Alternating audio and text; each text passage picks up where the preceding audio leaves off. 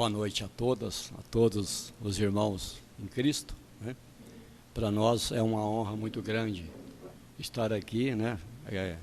Aproveitando essa oportunidade que nos está sendo dada para uma tentativa aqui, né, de uma reflexão sobre um tema tão importante que é a eutanásia, ou seja, né, aquele ato de se abreviar a vida de um moribundo, de uma pessoa, né, já julgado já nos últimos instantes, com a intenção, né, daqueles que assim praticam, de abreviar sofrimento, né?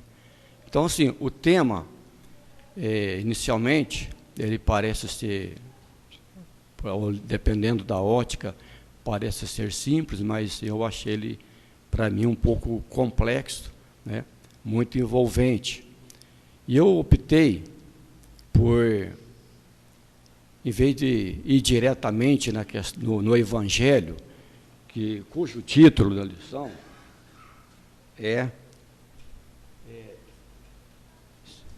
vou ler aqui: será lícito abreviar a vida de um doente que sofra sem esperança de cura? Então, esse é o título desse item 28 do Evangelho segundo o Espiritismo. Mas eu optei por uma estratégia um pouco diferente.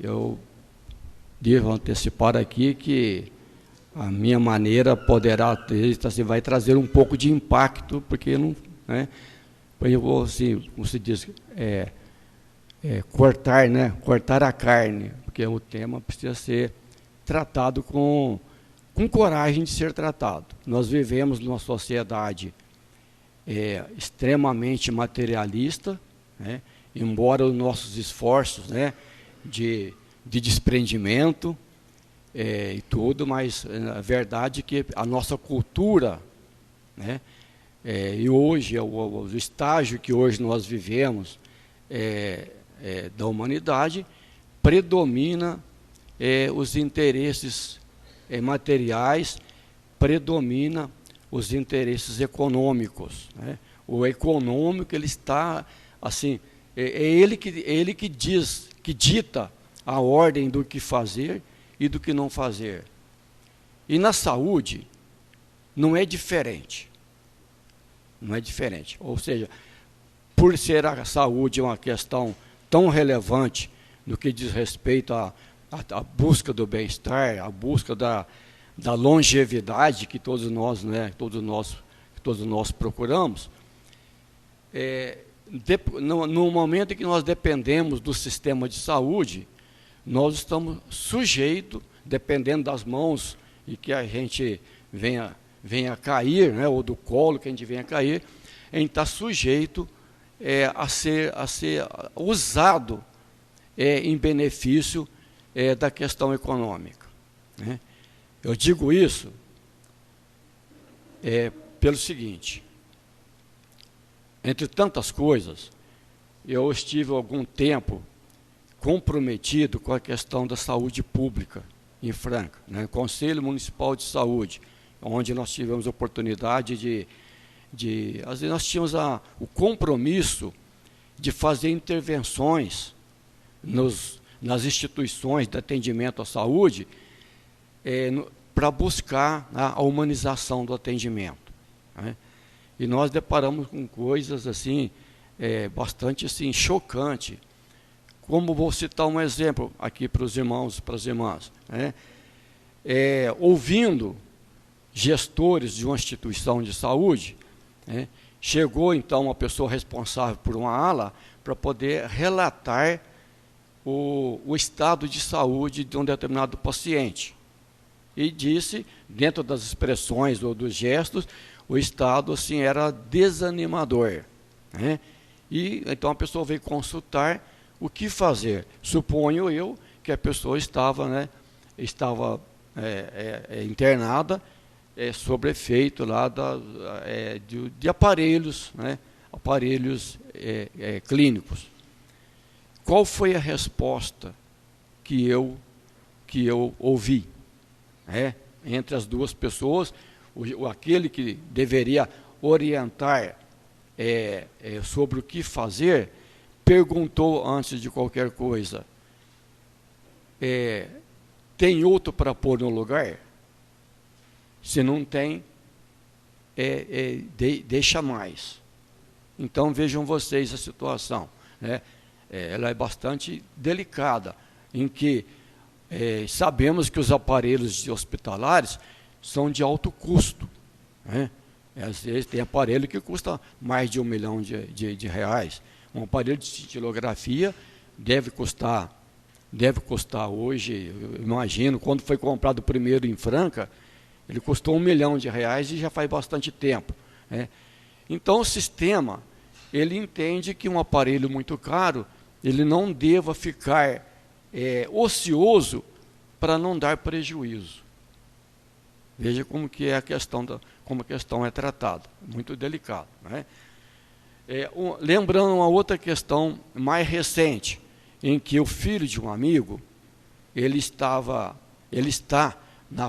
terminando um curso de medicina, e ele foi conversando com o pai sobre o curso, ele manifestou indignação com um projeto que está em curso, chamado Mais Médicos, né?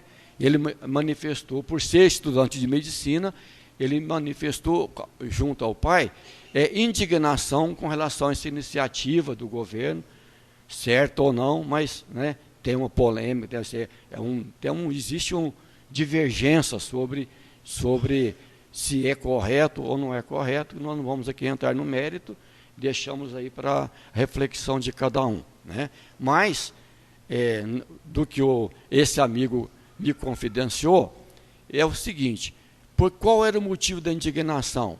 Porque o médico que está sendo importado, ele trabalha mais barato, está tirando mercado de quem estuda, no caso, de quem estuda no Brasil, né? Ao que o pai, então, respondeu o seguinte para o filho: eu estou formando um médico, eu estou formando um mercenário. Isso foi coisa deste ano, do ano passado, não foi deste ano não, foi coisa do ano passado, coisa aqui da nossa região. Então vejam que a situação, ela não é muito simples, né, de se tratar, né? No momento em que a gente, às vezes, tem um familiar convalescente, é muito delicado quando o médico, às vezes, chega e tem que colocar na mão, coloca para a gente a decisão, às vezes, de desligar uma máquina que mantém ali a pessoa com, vamos falar assim, com indícios de vida ainda, né, com alguma energia ainda. Eu passei por isso, né? Minha mãe, ela passou por um período aí de enfermidade. A última visita que eu fiz a ela, do meu ponto de vista ignorante clinicamente, eu assim, entendi que ela não tinha mais vida, mas o aparelho que estava com ela indicava que o coração dela ainda tinha algum movimento, embora as extremidades, né, já apresentava assim, um processo de necrosamento.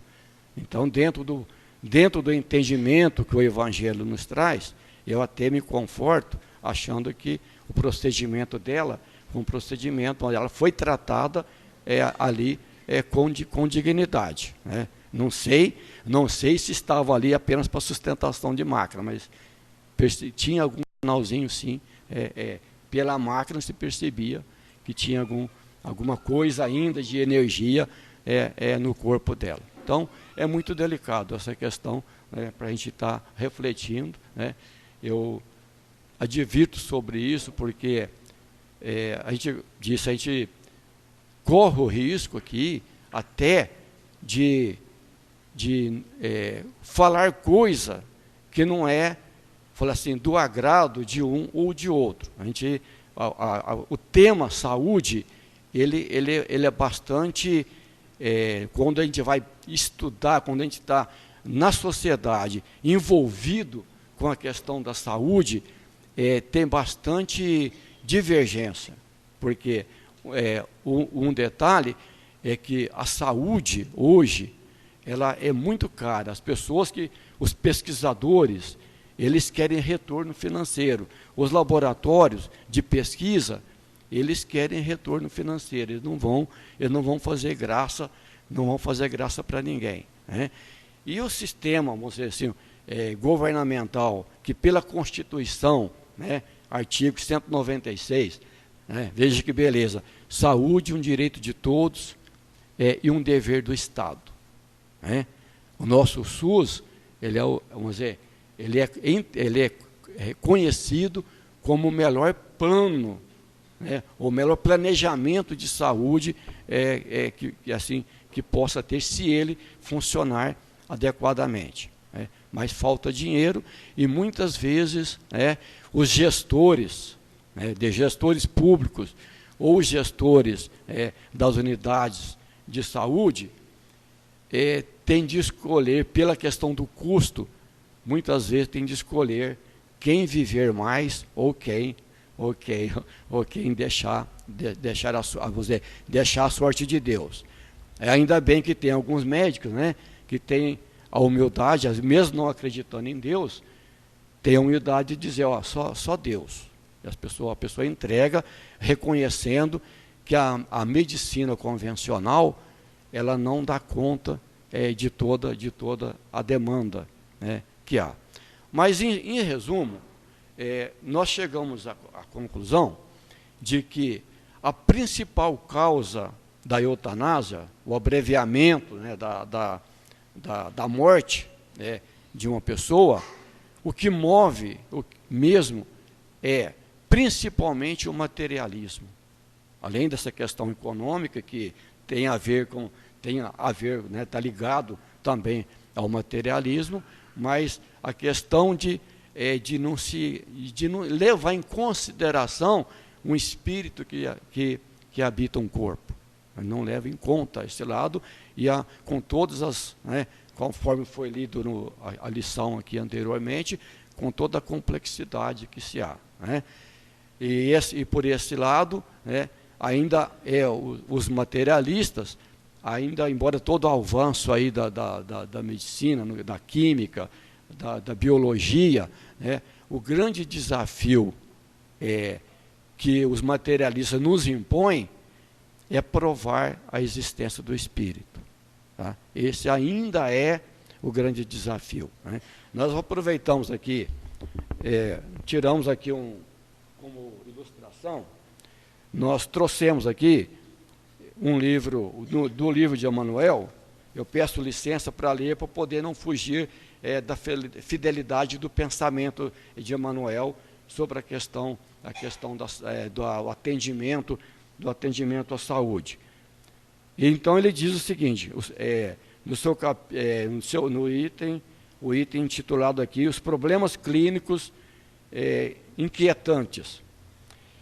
Não obstante a nobreza e a sublimidade da missão de quantos se entregam ao sagrado labor de aliviar as amarguras alheias aí no mundo, reconhecemos que muitos estudiosos perdem um tempo precioso mergulhados na discussão de mesquinhas rivalidades profissionais, né,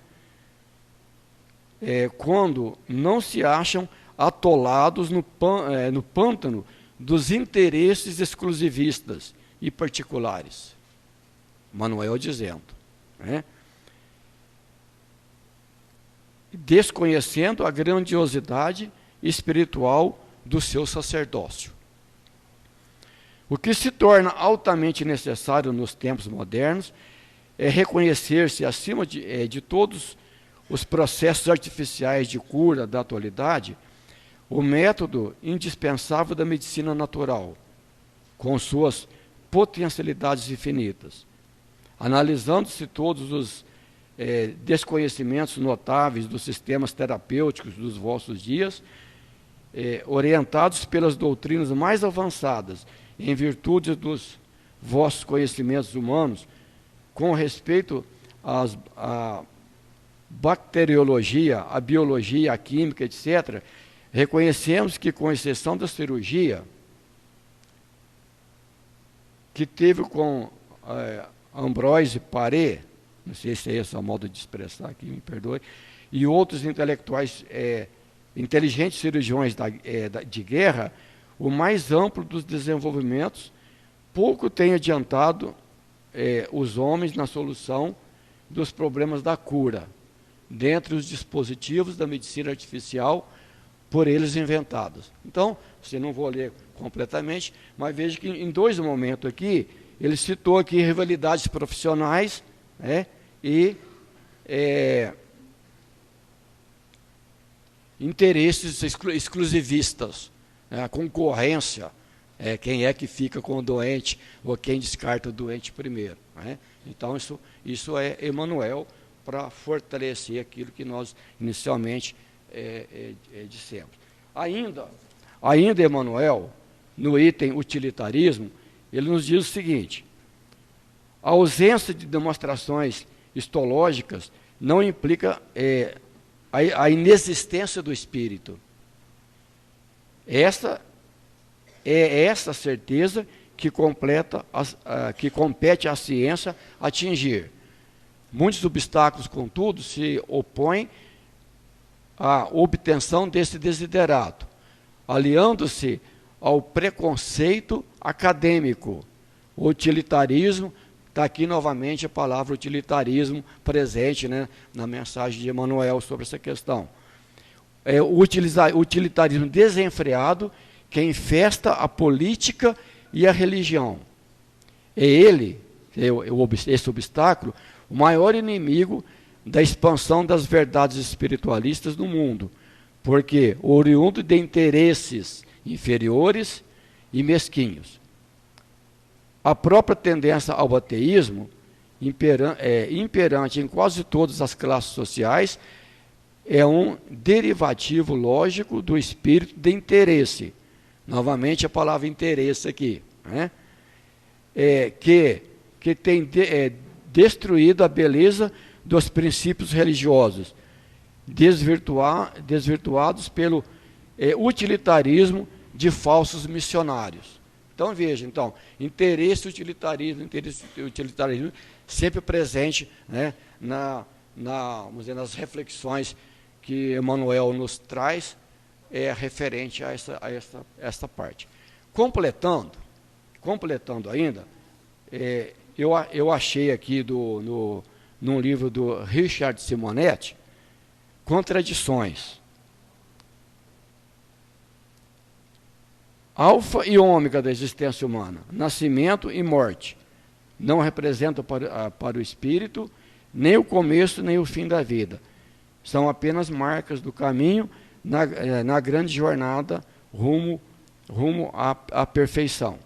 Ambos se equivalem em importância, embora, sem dúvida, o segundo evento deve ser o mais auspicioso, porquanto, se o nascimento é o confinamento por tempo determinado na esteira tormentosa prisão da carne, a morte é a libertação, o regresso à amplidão. Tá? Resumindo aqui, gente do céu trabalhando por um objetivo mais nobre e realístico em relação às necessidades da terra, ajudando o doente a libertar-se dos derradeiros laços que prendem a vida material.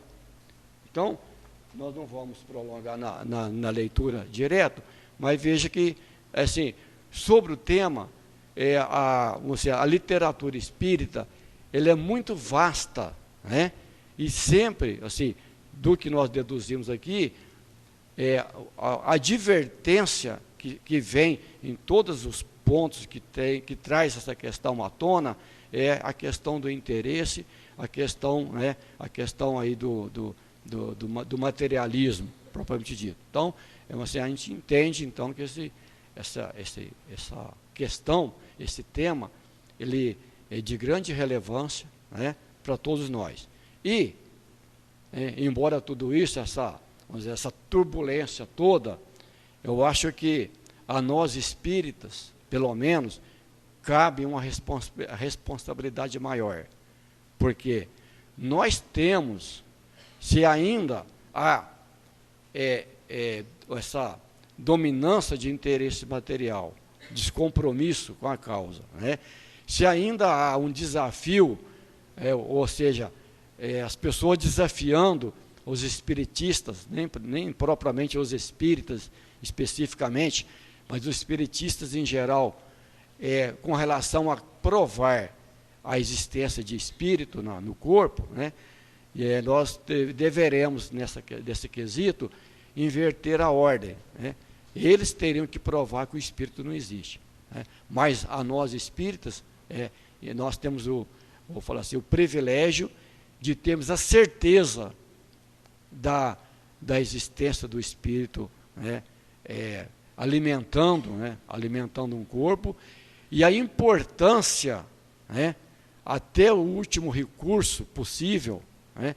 A importância desse enlace entre espírito e corpo material, a importância que é para o espírito isso daí, né? Não compete ao ser humano julgar os desígnios de Deus, por maior que aparenta ser o sofrimento de uma pessoa, de um moribundo, né? Não compete a nós fazer o julgamento que não tem mais jeito. Quantos casos, que foi dado por perdido pela ciência e que a pessoa restabeleceu. Se não restabeleceu, fala assim, por muito tempo, mas que seja, se ela toma um minuto de lucidez, é muito importante, né? Para esse espírito, né? Que está prestes aí a deixar essa jornada terrena, um minuto de retorno à lucidez é de extrema importância, tanto para ele quanto para os seus familiares, né? É uma troca. Nós vimos aí, nessa última lição do Richard Simonetti, a questão desse desencontro entre nascer e morrer. Para o espírito não tem muita diferença, mas nós recebemos, né, um novo encarnante, nós recebemos com muita alegria, e nós, quanto de sofrimento nós vemos, quando nós estamos às vezes num velório, quanto de sofrimento a gente vê por parte dos familiares menos preparados para o momento aí de velar uma pessoa que cumpriu a sua jornada.